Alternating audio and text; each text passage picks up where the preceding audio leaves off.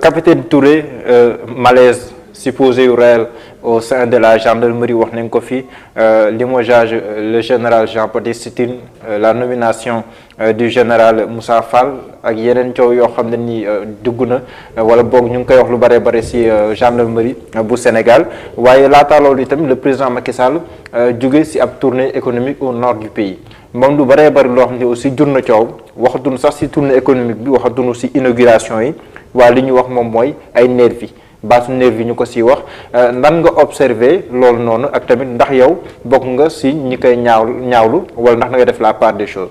Voilà léegi on va dañuy agir intellectuellement. C'est tout ce que vous avez dit parce que da nga njëkk a wax ay affaire Capitaine Touré non. loolu dinañ si ñëw après. Voilà donc ban question la mooy. nervi mbirum nervi waaw. xam nga nervi c'est un terme péjoratif. Et à la limite vulgaire. xam nga lu koy indi ci affaire politique. Depuis Senghor ba tey. Les partis politiques et les leaders politiques chaque fois c'est des gens yoo xam ne ils s'autodéfendent il faut que nit ñi xam loolu de tous les temps moi je me rappelle ay années 67 j'étais très jeune j'avais 10 ans ou 11 ans je me rappelle ay Guinguinéo bu ñu daan voté ma gis PAE fa daan voté les maires ak PS ak ñeneen ñi ma gis nit ñi daan ñëw ñoo xam ne daaw sax gis naa ne politique ñoo doon defal seen bopp li ko indi mooy la violence bi dugg ci démocratie Sénégal la violence malheureusement début bi verbal la woon mais maintenant c'est malheureux la violence elle est physique elle est mécanique et à la limite même létale et que xam nga réew bi ñu demee ba nga xam ne ñu ñuy opposé ñooy gën a violent état il faut qu'on accepte ça réew bi ñu demee ba nga xam ne en matière politique ñuy nekk ci opposition bi nga xam ne jotaguñ nguur ñu ñoo gën a violent état il faut les s'attendre à ces dérives que des gens effectivement des gens peuvent aller ci ay nit di leen instrumenter pour ñu défendre leen wala organiser pour ñu défendre leen mais ce qui est à retenir sur cette histoire de nervi là c'est pas l'État comme régalien qui bu ko décidé c'est pas les gendarmes ni les policiers si des gens sont allés se battre il faut mettre ça dans le jargon et dans le règlement de compte politique entre les leaders politiques et de ceux qui s'opposent à eux. Mais on a le caractère illégalité qui am après. Et dès lors, si ces gens-là n'ont aucune violence, il n'y a pas de délit, parce qu'ils ont le droit, mën nañ solo di défendre. Fii chacun a des gorilles, a des garde-corps. Les opposants ont des garde-corps. yu armé sax jusqu'à être armé dafa naan. mais li ñu gis moom. manifester. voilà ça bu ñu pour très manifester là ça devient de la violence. c'est illégal. yow yaa ngi mel ni kuy pointer du doigt l'opposition mais li ñu gis au nord du pays loolu mun na. oui damay expliquer théorie li ko indi. au Sénégal maintenant chacun se défend par des corporations professionnelles supposées yoo xam ne dañu yore arme di yore dara di défendre seen leader.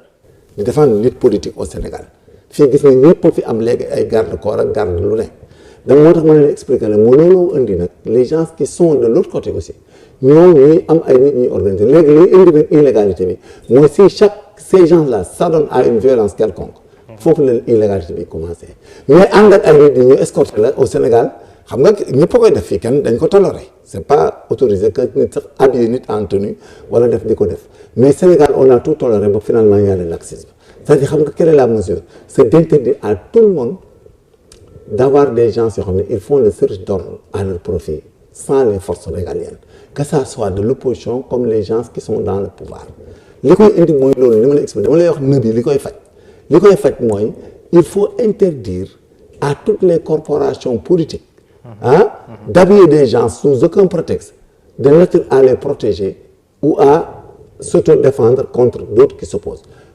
quelqu'un qui manifeste a le droit de manifester bu la nit romee mën nga ko léegi ku leen door c'est illégal ça c'est clair. mais est-ce que nekkul scandale bi mi ngi si le président Macky Sall di def une tournée mu mel ni muy nduru du loolu mais muy nduru mel ni sax nervieux yi dañoo bokk si convoi au président Macky Sall fépp fu ñu gis ñu yor yu xonk wala bëgg a manifester ñu fekk leen fa di leen dóor est-ce que nekkul fa la scandale bi nekk. waaw loolu mooy indi aspect bi nga xam ne mooy indi interprétation négative bi l'essentiel en est que kenn du fekk kuy manifester nga di ko dóor c'est tout. gisoo image yi. non j'en ai vu peu mais je sais que j'en ai toujours vu gis naa ko feneen gis naa ko fii.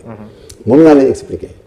les man ñooñu ñuy supposé ay nervis xam nga chaque fois ñu ngi koy casse temps yëpp weesu il faut aussi beaucoup faire attention parce que les gendarmes du GIGN, les gardes-corps de Macky Sall, ils sont très nombreux et ils s'habillent en kaki. mais ñooñu dañuy yor mbolde. non duñu yor mbolde. waaw ñu gis mu yor mbolde. waaw mën naa expliquer. dama ne gis naa c'est vrai. waaye gis naa si ñoo xam ne sax genre la doon incriminer mais aussi en matière de manifestation publique.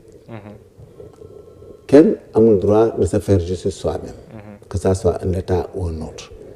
donc moo tax ma ne la l'histoire des gens qui s'habillent pour toutes les corporations au Sénégal. politique comme nu mu mën a doon la ñuy war a interdire parce que mooy indi dérive yi. mais est-ce que on ne va pas vers des dérives parce que bu ñu déggee ay leaders de l'opposition wala benn leader de l'opposition muy war na ne que moom dina waajal boppam képp ku ñu dóor fayu loolu tam di gën a répandre.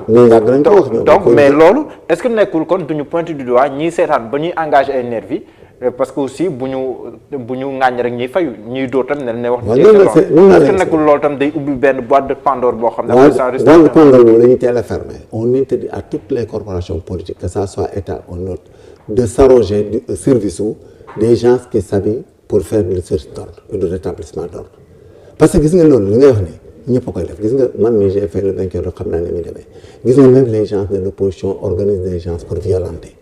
donc loolu aussi beneen côté bi la défense devient légitime entre guillemets parce que loolu moo indi bordel bi parce que au Sénégal tout le monde cherche à perturber l'État central les oppositions opposition Sénégal léegi noonu la violence même au Mali boo demee Côte d'Ivoire noonu la violence. mais ñi ñu wax ne ñi ñuy joxoñ ne ñoom ñoo engagé les nervis am nañu njort ne que ce sont des responsables yoo xam ne ni accueillir le président de la République. c'est ça bëgguñu gis lu xong. le président Macky Sall ñëw fa. gis lu xong mën na. mais yow chaque fois day mel ni opposition bi rek moom ngay. non pas du tout du opposition lañu joxoñ dama ne gis nga dama ne en matière politique. chacun défend ses intérêts. gis nga politique boo ci duggee ak démocratie.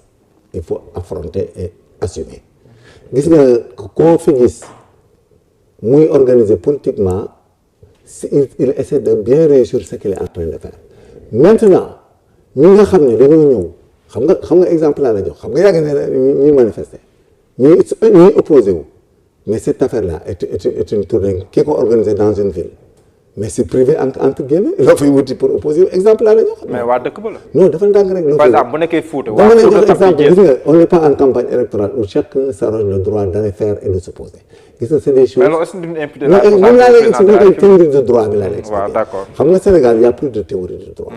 les mouvements syndicaux. ak les mouvements d'opposition dañuy dem ba mu nekk manu mi xam nga lu koy indi.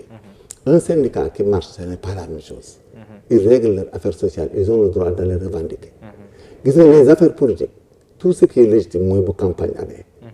gis nga même un président de la République boo xam ne nekkuñu campagne y a pas un décret ou une loi qui fixe la campagne électorale. monsieur buy génn di dem yow waroo ko fekk fa ñuy organiser di manifester. xam nga loolu mooy principe de droit bi parce que là c'est le président de la République c'est pas le candidat qui se déplace. mais le président de la République qui se déplace. man mii dëkk wala waa Fouta Tampi mu dem Fouta waa Fouta Tampi am nañ droit yor morceau yu xonk. waaw mais moom laa la wax mais duñ dem. parce que foofu président de la République doo dem fa ñuy organiser seen manifestation. c'est ça l'erreur gis naa lépp j'ai suivi c'est pour que Sénégalais yi xaw a xam tuuti la notion pour se sauvegarder rek pas ñu am ay dérives. kon fu président Macky Sall. non bu ñu am na droit taxaw ci mbedd mi la voie publique. voilà mais doo dem droit fi ñuy inauguré. non doo fa dem. mais ñii nii nag ci mbedd mi la ñuy taxaw. waaw d'accord loolu laa ku leen door ci mbedd mi yaa leen tooñ xam nga man damay théoriser rek pour que ku nekk comprendre ses limites. pour dérive yi bañ a am. pour que nit ñi bañ a gaañu ci erreur. ëllëg xam nga li problème Sénégal booy jël nguur gi boo koy wut da ngay légitimer ba yow boo ñëwee dootoo mën a yilif Sénégal. non c'est la vérité gis nga li gars yi waxkat yi di wax ni di légitimer gis nga dans l'avenir dans 5 ans 10 ans 20 ans gis nga ceux qui vont venir ne pourront plus gérer ce pays parce que léegi kenn xamatul say limites de droit personne ne connaît le régime juridique des manifestations privées comme publiques ou quoi que ce soit imagine yow kenn ne man damay invité Macky Sall sama kër Grand Yoff HLM Grand Yoff saa nga bëgg a ñëw ci kër gi buntu kër gi di manifester xam nga loolu la Sénégalais yi dul comprendre ba tey ça n'a rien à voir avec campagne électorale yow booy manifester mais ñoom li ñu manifester nañ ko génn à tout moment manifester ko xam nga quand on s'oppose il faut s'opposer avec intelligence et humanisme et humilité doone rek à tout prix danaa fi jële waaj danaa ko yàqal mu jaral la mais cortège président Bougane Gueye Dany président Gëm Sa Bopp gis nga ne attaqué nañ ko. waaw ko cortège kenn amul droit attaqué ko. c'est-à-dire je réponds radicalement pour me comprendre. D'accord. Bougane n'était pas dans une manifestation de Macky Sall. il était en brousse. waaw moom fii donc président buy déplacé wu dem xam nga régime juridique lañ leen di wax rek pour que nit ñi bañ a gaañu ëllëg ku fi gaañu wala nga dee aussi wala leen ëllëg da ngay perte. s'il y a des problèmes aussi il y a des gens qui sont pas capables de le régler moo tax ñun dañ leen di wax rek en proactivité. Bougane qui se déplace kenn amul droit laal ku ko laal ñu jàpp la c'est des attaques à main armée avec violence ou tout ce que vous voulez. parce que on est dans un état de droit on fait que lire le droit. mais bu benn waay benn autorité tey même bu autorité opposition bi.